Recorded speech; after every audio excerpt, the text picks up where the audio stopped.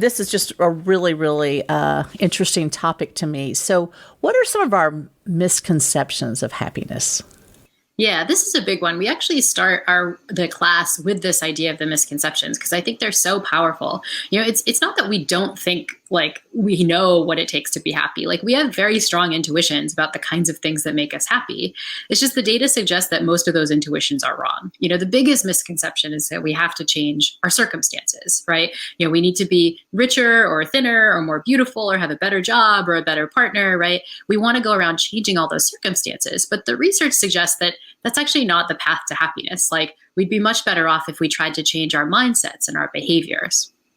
So, why are we out of touch with what makes us happy? Yeah, I think this is a big puzzle, right? I mean, I think part of it is cultural, right? Kind of capitalism works best if we don't like things about ourselves and are trying to change our circumstances and, buy new things and so on.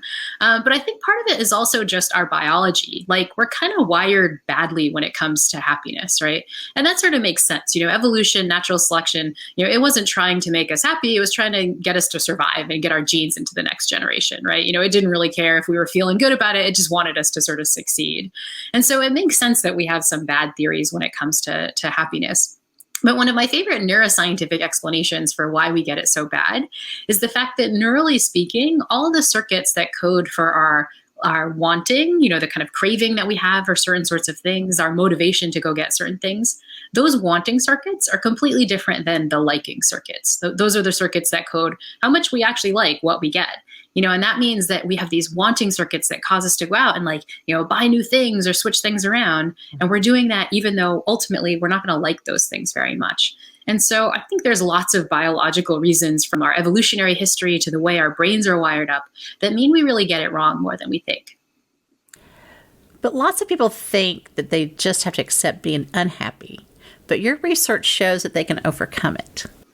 Yeah, I think this is yet another misconception. We think that happiness might be in some sense built in. Maybe it's our genes, maybe it's the way we were raised, but by the time we're adults, we have a certain happiness level and that's it. We kind of can't change it.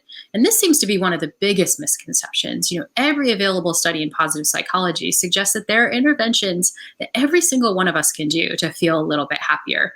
The bad news is that we got to put in the work, right? Like we can change our happiness. That is the good news. But the bad news is that to do so, just like all of the good things in life, it's going to take a little bit more effort than, we often want to put in.